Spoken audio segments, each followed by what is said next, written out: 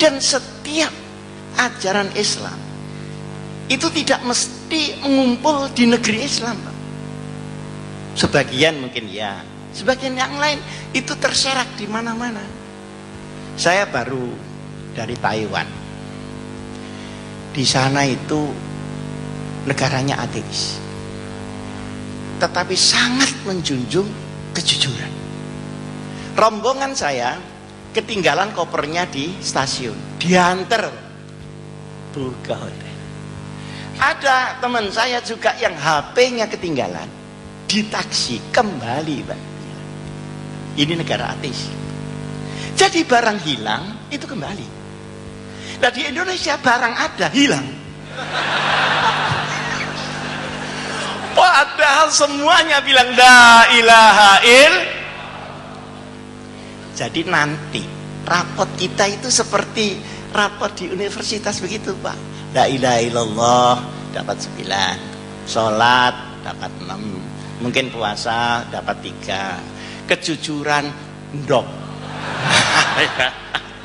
dan sebagainya. Jadi itu rinci begitu. Nah, setiap item berada dimanapun dia akan menumbuhkan kerahmatan di tempat itu, sekalipun tempat itu bukan daerah umat Muhammad Rasulullah. Kita kalau ke Eropa itu tepat waktu. Mungkin bapak-bapak ini sudah pernah keliling dunia. Alhamdulillah saya keliling dunia sudah kemput, Bu. Seluruh negara sudah saya kunjungi kecuali yang belum.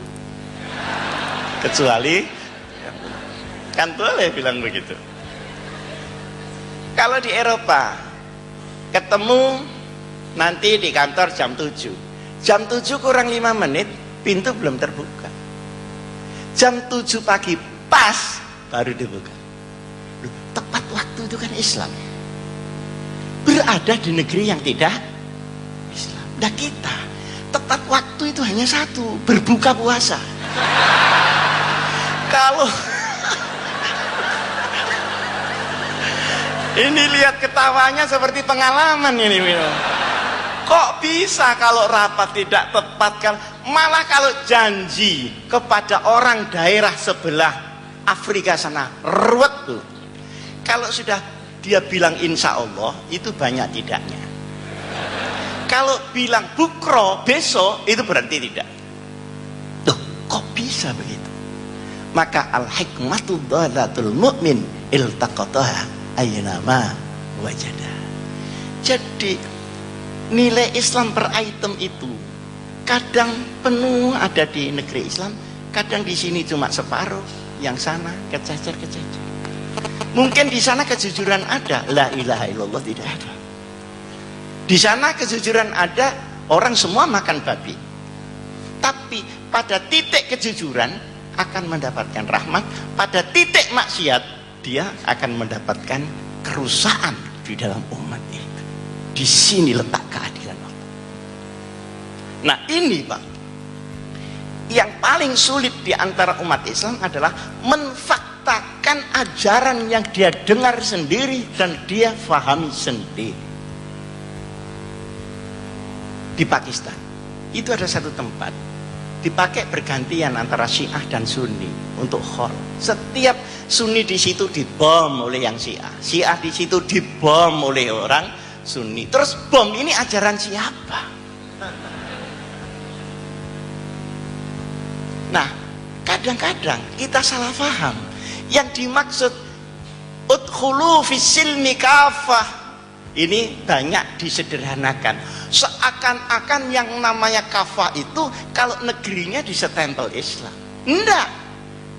Kafah itu ketika orang Islam menjalankan ajaran Islam secara kafah. Contoh, di Indonesia ini ada undang-undang zakat, iya apa enggak? Zakat. Kan itu sangat Islami. Tapi apakah dengan begitu orang lalu kaya-kaya semua? Enggak, Bu. Tergantung proses ekonomi. Begitu ada undang-undang zakat diumumkan, diundangkan, saya mengumpulkan orang untuk seminar zakat di Jakarta. Ternyata yang datang itu mustahik semua. ndak ada muzakinya.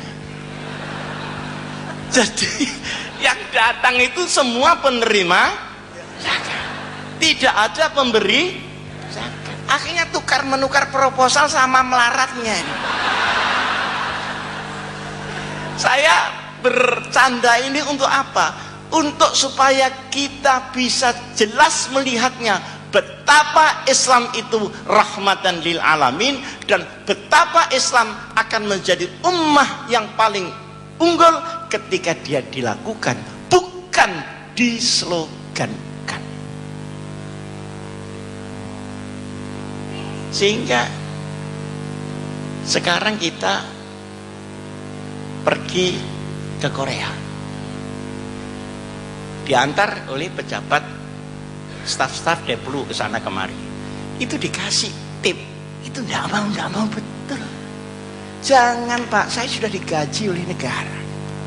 Salah saya menerima. Saya paksa Bu, ya saya cuma kopiah sama sarung aja saya kasihkan itu. Enggak mau betul.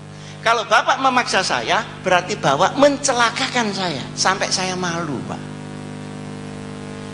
Loh itu kok di Korea Pak? Ya di Surabaya kok enggak begitu. Iki nek gak ngenei medit jane wong iku. Pahit. Iki boyo gak doyan iki. Saking pahite wis diuntal dilepeh maneh wong iku. Jadi ini bagaimana? Bagaimana ini? Ini satu contoh di sana dan contoh di sini. Untuk kita melihat bagaimana Idul Fitri sebagai kemanusiaan, bukan hanya keislaman, Idul Fitri. Nah, saya di Jakarta, di belakang kantor saya itu ada Jalan Surabaya, jual lampu-lampu antik itu yang tarik-tarik itu. Nah kalau antik harganya mahal Bu, 2,5 juta. Nah kalau yang baru, cetakan baru itu cuma 650. Saya minta yang kuno Pak. Oh iya tinggal satu Pak Haji, panggil saya Pak Haji. Setelah saya lihat, loh ini kan baru ini, tidak kuno ini. Loh Pak ini baru Pak, bukan kuno Pak. Jawabnya dia bagaimana? Bapak ini pembeli kok rewel, sampean biarkan sendiri, lama-lama kuno sendiri.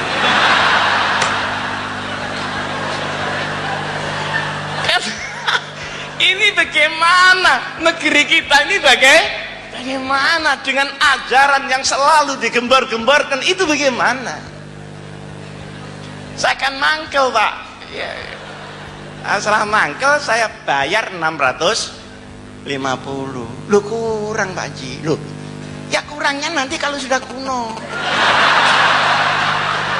Tahu rasa. Setelah saya jawab begitu, dia kaget. Loh ini orang kok bisa berdebat, kira-kira begitu. Dia kan merasa sudah diplomat paling ulung kan itu. Saya ditanya, Pak Haji dari mana? Oh saya dari Jawa Timur. Loh, Jawa Timur mana? Malang. Loh, saya punya rumah di Malang. Di Malang di mana? Ya di kota itu ada pesantren Al-Hikam. Itu pesantren saya. Oh kalau begitu Bapak ini Pak Hasyim Muzati ya. Kok enggak bilang dari tadi Pak Kiai? Aduh saya mohon maaf, jangan sampai saya kualat Pak Haji. Jadi dia itu takut kepada siapa Pak? Dia itu takut kepada siapa? Ya sudah potong 50-600 saja Kiai. Bilanglah kalau Kiai. Gimana tuh Pak? Gimana? Kita termasuk bangsa yang memubazirkan alam kita dalam natural resource.